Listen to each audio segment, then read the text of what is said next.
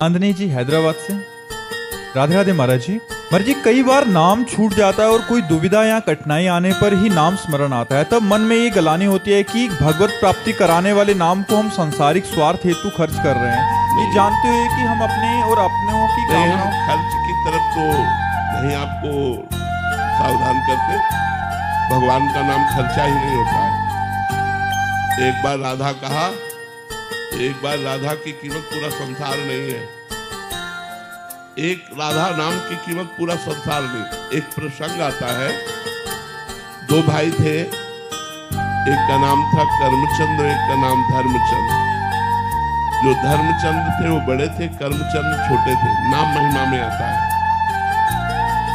धर्मचंद्र बचपन से भगवान का नाम जप करते थे, अच्छे आचरण करते थे और उन्हें संत जन प्राण प्यारे लगते थे।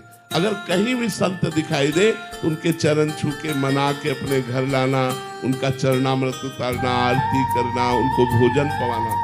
और जो कर्मचंद छोटा भाई था, उसका स्वभाव संतों को देखते ही गालियां देने लगना।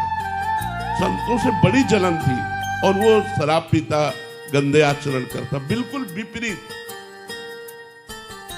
बड़े भाई को बड़ा दुख होता है कि एक ही माँ के गर्भ से उत्पन्न हुए और ये हमारा छोटा भाई इतने दुष्ट स्वभाव का, इतना पापाचरण करता है, क्या इसका कभी कल्याण होगा? मन में सोचती। तो एक दिन अयोध्या से मंडली गुजर रही थी, तो धर्मचंद का स्वभाव था साष्टांग दंडवत की। पूरी मंडली को निमंत्रण किया घर में। घर में सब संत भोजन पा ही रहे थे कि ऊपर का कमरा उसका था। वो निकला वहीं से संतों को गालियां देते हुए, अशुद्ध शब्द कहते हुए। संतों ने धर्मचंद की तरफ देखा, उन्होंने हाथ जोड़ा, महाराज ये मेरा छोटा भाई है, ये शराब पीता है, मांस खाता है, व्यभिचार करता है, बहुत पापी है, महाराज आप नाराज मत हुइए, इसको चले जाने। वो ऊपर निकल गए। जब सब संत प्रसाद पा चुके तो उन्होंने कहा, क्या मेरे भाई का कल्याण हो सकता है? जो इस तरह का गंदा आचरण करता है, क्या कल्याण हो सकता है? आप सब संतों से विनय है, अगर कोई रास्ता हो तो हमें बताओ। तो जो महंत जी थे उन्होंने कहा, कल्याण हो सकता है, मैं कल्याण करूंगा इसका। सब संतों से कहा, तुम शंखनाद करते हुए घर के बाहर जाओ। तो शंखनाद करते हुए घर के बाहर जाने का इशारा हुआ कि उसने अपने ऊपर वाले कमरे से समझा कि सब संत चले गए। अब वो महंत जी जाके दरवाजा खटखटाए तो उसने समझा भाई है, तुरंत दरवाजा खोल। जे ही खोला तो तगड़े तंदुरुस्त थे, उठाया और पटक दिया उसको, और उसकी छाती में चढ़ के बोले, राम बोल राम। अब वो शराबी आदमी घबरा गया कि अभी इतना तगड़ा महात्मा अगर बैठा रहा तो श्वास रुक जाएगी। तो उसने कहा, राम राम। बस हट गए संत। बोले, जा, ये तेरा कल्याण करेगा और मेरे प्रताप से तुझे ये स्मृति रहेगी कि तू कभी इस नाम को बेचना मत, इसकी कीमत मत लेना। थोड़े दिन में उसको कैंसर हुआ और वो मर गया। मर गया तो यमराज के दूत यमपुरी में ले गए। न्यायाधीश यमराज है। यमराज ने उसका खाता खोला, सब गंदा। एक संत के द्वारा 2 बार राम राम नाम कहाया गया, ये खाते में पॉइंट मिला। अब वो यमराज की खोपड़ी चकरा गई कि 2 बार राम राम का फल इसे क्या दे। उसी जीवात्मा को बुलाया और कहा, बोलो तुमने 2 बार जीवन में राम राम बोला, इसका फल क्या चाहते हो? तो उनका, आप पहले फल तो बताओ इसका क्या होता है। मेरी मति तो काम नहीं कर सकती कि राम नाम का फल क्या होगा, ये शायद देवराज इंद्र बता सकते हैं। तो उसने कहा, हमें साथ ले चलो, इस तुम्हारे भयावने यमपुरी में मैं नहीं रुकूंगा। उसे देवराज की पूरी स्वर्ग में ले गए। देवराज इंद्र से कहा, इस जीवात्मा ने 2 बार राम राम का नाम लिया, उसका फल क्या हो सकता है? देवराज इंद्र ने कहा, मेरी सामर्थ्य नहीं कि मैं बता सकूं, ये भगवान ब्रह्मा जी बता सकते हैं। तो धर्मराज, जीवात्मा और देवराज इंद्र ब्रह्मलोक पहुंचे। ब्रह्मा जी से पूछा कि इस जीवात्मा ने जीवन भर पाप किया, केवल संत के कहलाने से 2 बार राम राम बोला, इसका क्या फल होगा? ब्रह्मा जी भी दाढ़ी खुजलाने लगे कि ये माया में जगत की वस्तुएं तो नाम का फल हो नहीं सकती। इसलिए उन्होंने कहा कि इसका पूर्ण निर्णय तो भगवान शंकर कर सकते हैं, क्योंकि वो रात दिन जपते रहते हैं। ब्रह्मा जी, देवराज इंद्र, धर्मराज, जीवात्मा कैलाश पर्वत पर पहुंचे। भगवान शंकर ने स्वागत किया। कैसे आगमन हुआ, बात बताई गई। भगवान शंकर ने कहा, देखो राम नाम की महिमा तो हम कुछ जानते हैं, वो भी कुछ, पूरी वो भी नहीं। राम नाम का फल क्या होगा ये हम नहीं बता सकते।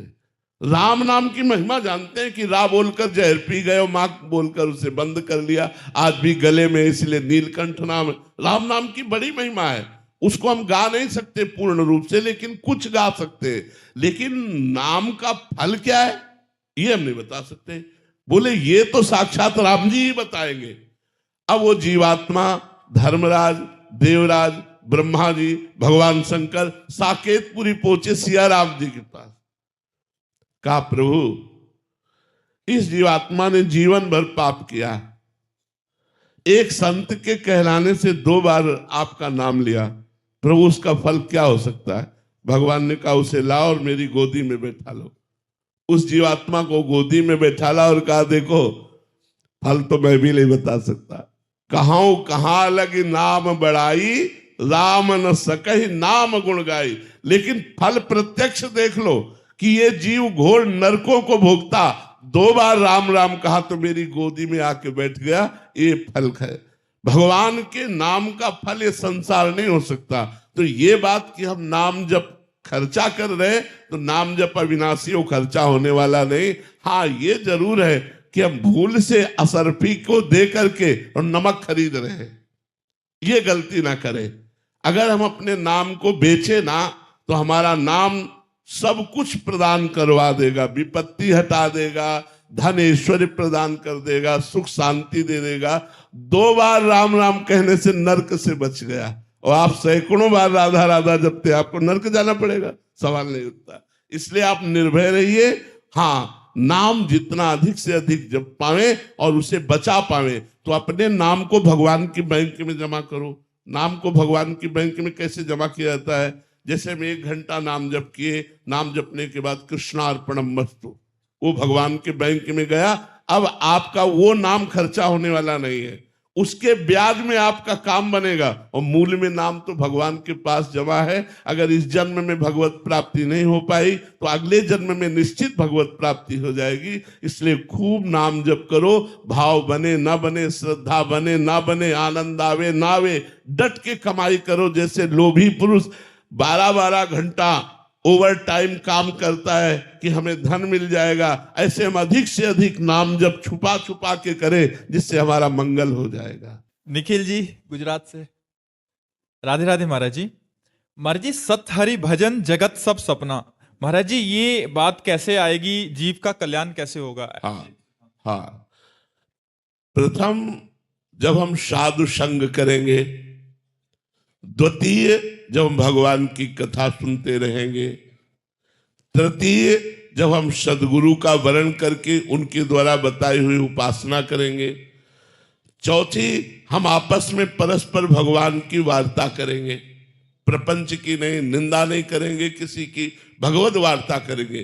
पांचवी, दृढ़ विश्वास के साथ जो हमें गुरु मंत्र, जो नाम मिला है, इसी से काम हो जाएगा, ऐसा दृढ़ विश्वास करके हम उसको जपे।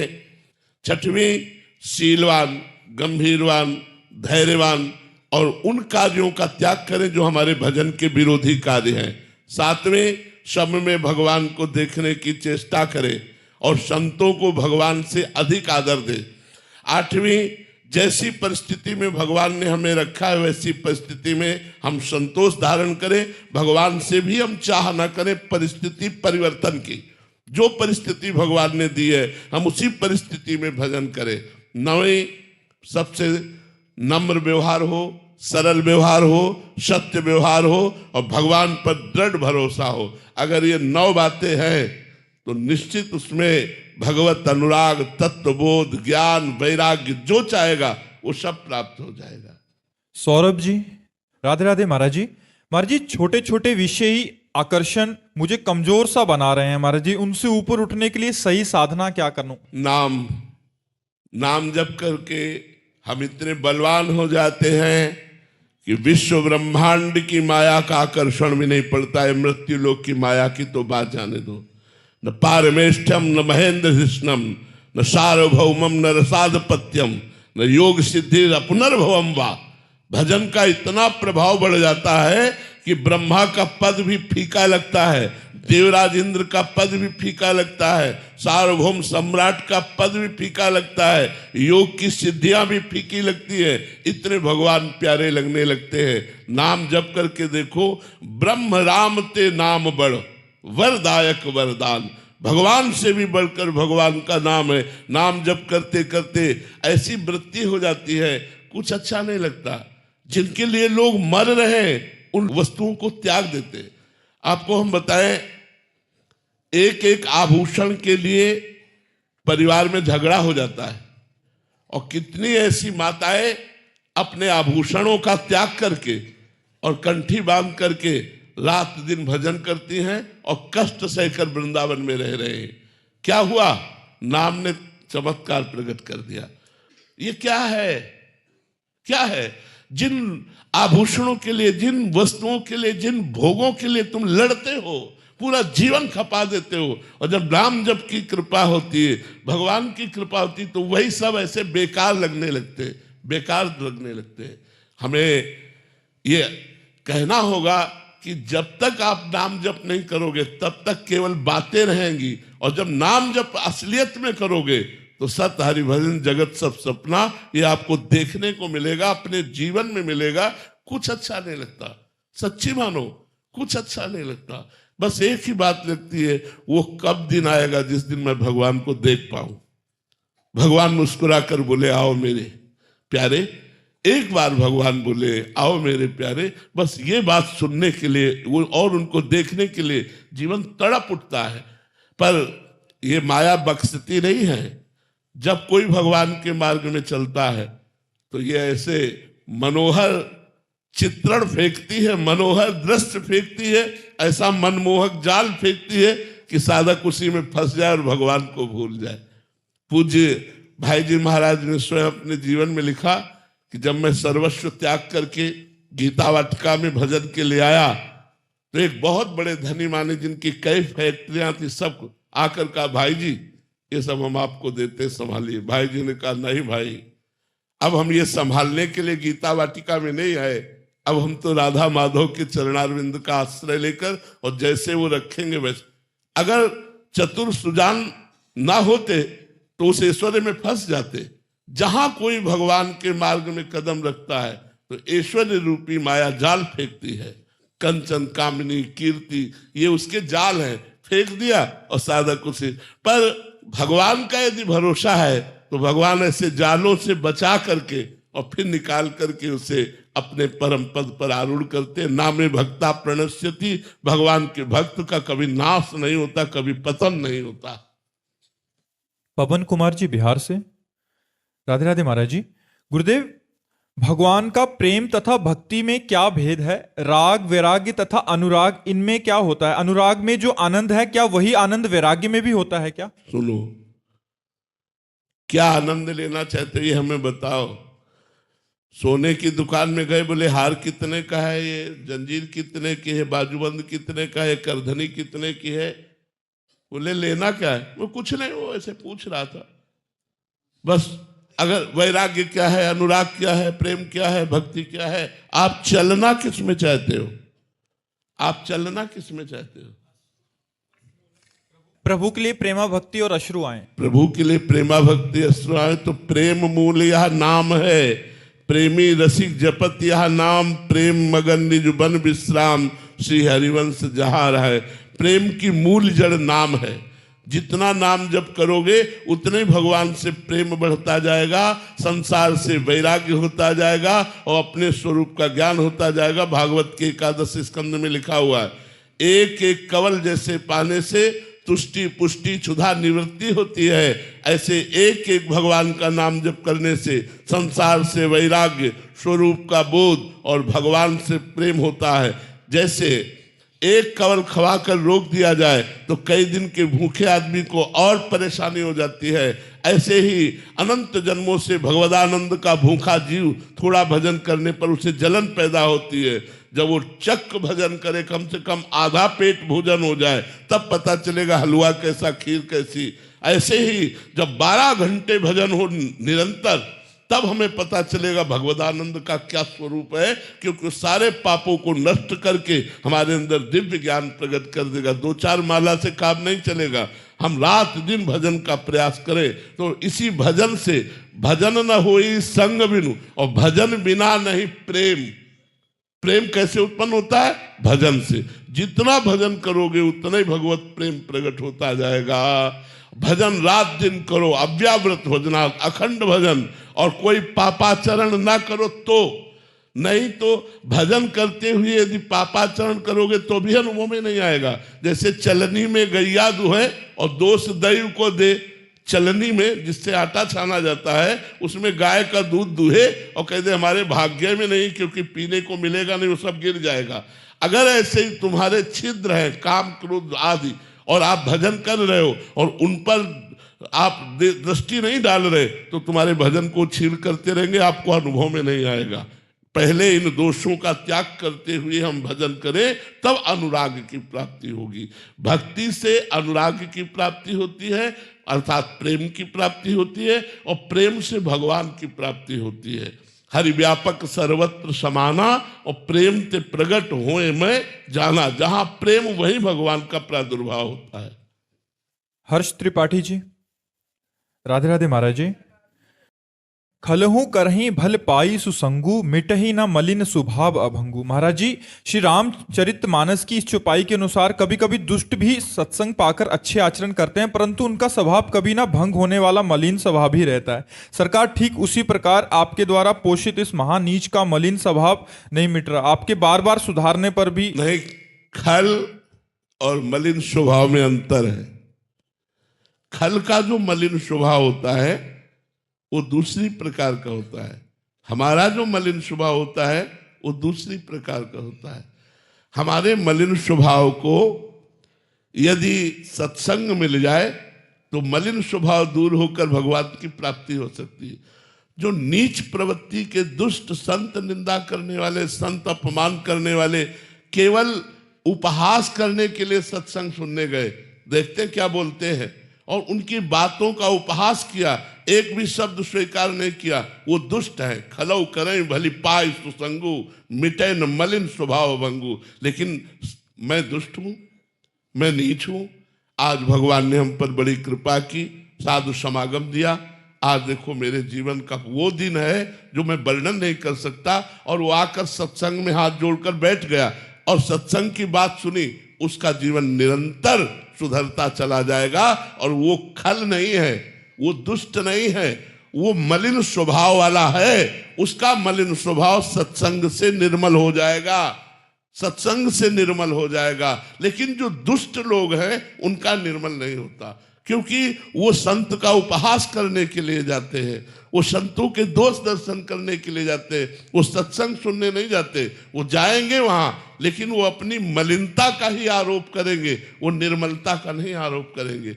और एक मलिन है जिसके हृदय में बात है कि मैं नीच हूं, अधम हूं, कामी हूं, क्या मेरा भी उद्धार हो जाएगा? निश्चित उद्धार हो जाएगा संत संग से, वो निर्मल हो जाएगा। तो तुम खल नहीं हो। मलिन स्वभाव भले हो सकता है, लेकिन खल नहीं हो। अगर खल होते तो प्रश्न ही ना करते। प्रश्न करने का मतलब है जिज्ञासा। जिज्ञासा पवित्र हृदय में होती है। कुछ मलिनता और कुछ पवित्रता आपके हृदय में है, धीरे धीरे बढ़ाइए, पूरे मन को पवित्र कर दीजिए, और पापाचरण होने से अपने को रोकिए। जो कार्य निषेध किए गए हैं उन कार्यों को मत कीजिए। जैसे खान पान में मांस, मछली, अंडा मत खाइए, मदिरा मत पीजिए, पराई बहन बेटियों की तरफ गंदी दृष्टि मत रखिए, पराया धन हड़पने की कोशिश मत कीजिए, और नाम जप कीजिए। देखिए बहुत जल्दी आपका हृदय पवित्र हो जाएगा। महाराज जी, साधक को कैसे पता लगता है कि उसका अंतःकरण पवित्र हो रहा है? क्योंकि प्रतिपल तो उसको ऐसे लगता है कि मेरे में वही काम, क्रोध, लोभ की वृत्तियां हैं। हाँ, ये तब तक रहता है, ये भगवान की बड़ी कृपा है जो ये रहता है, क्योंकि इससे अहंकार नहीं आ पाता। भगवान अपने जनों में थोड़ा थोड़ा ऐसा दिखाते रहते हैं, जिससे अगर हृदय से पूछा जाए तो लगता है मेरे जैसा नीच अधम कोई नहीं है, मेरे जैसा अधम कोई नहीं। देखो इतने बड़े महाभागवत श्री सूरदास जी महाराज, जिनके सामने स्वयं भगवान बैठकर पद सुनते, कह रहे मौसम कौन कुटिल खल कामी, जिन मुँह को तन दियो ताको न भजन कियो ऐसो नमक हरामी। देखो कितने बड़े महापुरुष है और क्या लिख रहे हैं अपने लिए, कह रहे जिन मुँह को तन दियो ताको न भजन कियो ऐसो नोन हरामी, मौसम कौन कुटिल खल का। तुलसीदास जी लिख रहे हैं, जो मैं अपने अवगुण कहूं बाढ़ई कथा पार नहीं लाऊं। यदि मैं अपने अवगुणों की चर्चा करूं तो कथा बढ़ जाएगी, वो हम पार नहीं पा पाएंगे। हनुमान जी महाराज कह रहे असमय अधम सखा सुनु मोहू पर रघुवीर, मैं ऐसा अधम हूं, इतने पर भी भगवान की हम पर कृपा है। सबरी मैया क्या कह रही, अधम ते अधम अधम अति नारी, तिनमा मैं मति मंद आघारी। भगवान के भक्तों में ये जो वर्णन करने की शैली है वो इसलिए है कि उनके हृदय में अहंकार नहीं होता, और अहंकारहीन हृदय ही अपने में दोष देख पाता है। जो अहंकारी हृदय होता है वो अपने में गुण देखता है, दूसरों में दोष देखता है। जो दैन्य होता है वो अपने में दोष देखता है, दूसरों में गुण का दर्शन करता है, इसीलिए वो संत है। महाराज जी पवित्र हृदय की क्या पहचान है? जब पवित्र हृदय हो जाएगा तो कामादि दोषों का प्रभाव नहीं पड़ेगा।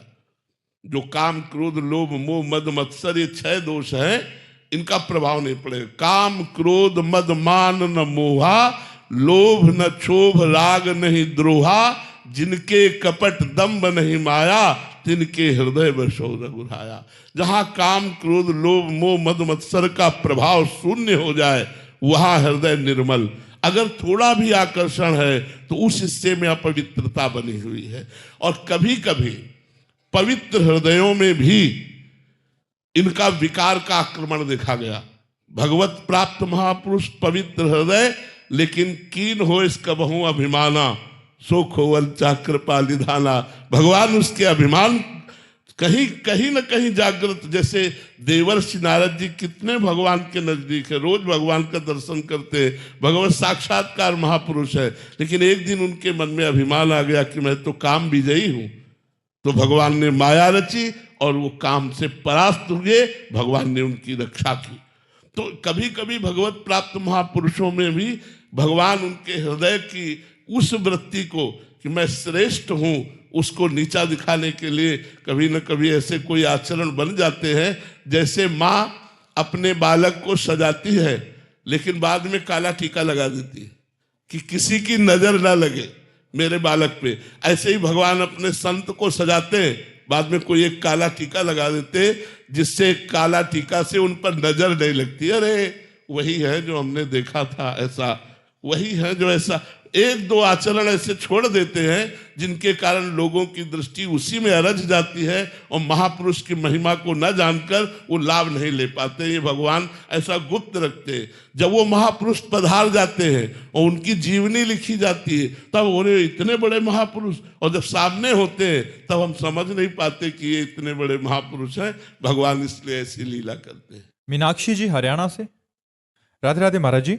महाराज जी मेरी दुविधा गुरु की तलाश को लेकर है। मन में तीव्र इच्छा है गुरु धारण करने की, पर दूसरी तरफ मन कहीं टिकता ही नहीं। प्रभु कृपा से संतों की वाणी सुनते हैं, उनका आशीर्वाद भी प्राप्त करते हैं, सभी के प्रति आदर भाव भी है, पर कपटी मन एवं दिमाग पूरी तरह से समर्पण का भाव नहीं ला पा रहा। मुझे लगता है आपको भगवान को गुरु बनाना चाहिए।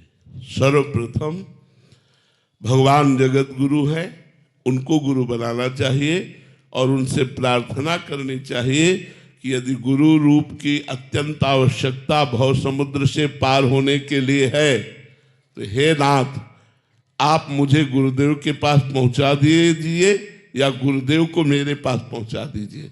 पक्का वो आपको संयोग करा देंगे, गुरु की प्राप्ति करा देंगे, क्योंकि हरि ही गुरु है, गुरु ही हरि है, दो नहीं है, कहने को दो हैं। पर गुरुदेव के रूप में हरि का वर्ण करने के लिए पहले भगवान को गुरु बनाओ और उनसे कहो मुझे ऐसे संत से मिला दो जो आपसे मिला दे, वो मिला देंगे, वो मिला देंगे। करिश्मा जैन जी बेंगलोर से, राधे राधे महाराज जी।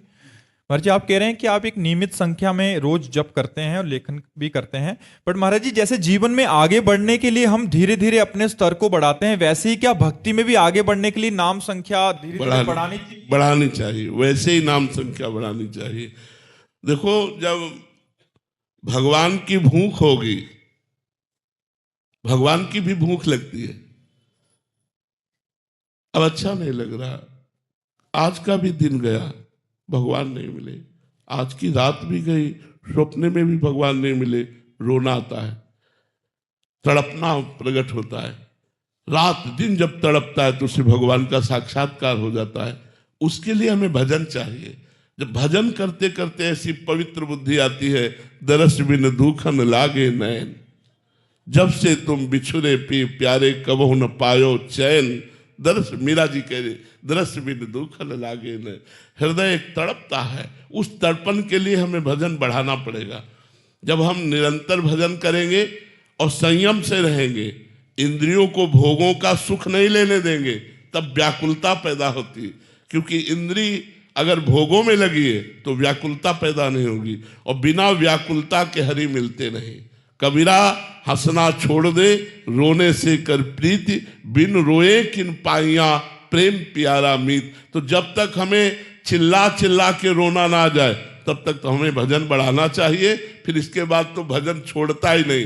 पहले साधक भजन करता है, फिर भजन पकड़ लेता है साधक को, फिर वो रात दिन स्वयं चलता है, अजपा जाप चलने लगता है, वो सिद्ध पुरुष हो जाता है। इसलिए हमें तब तक भजन करना चाहिए जब तक हमें रोना ना आने लगे, फिर भजन आपको पकड़ लेगा, फिर वो आपको छोड़ेगा नहीं।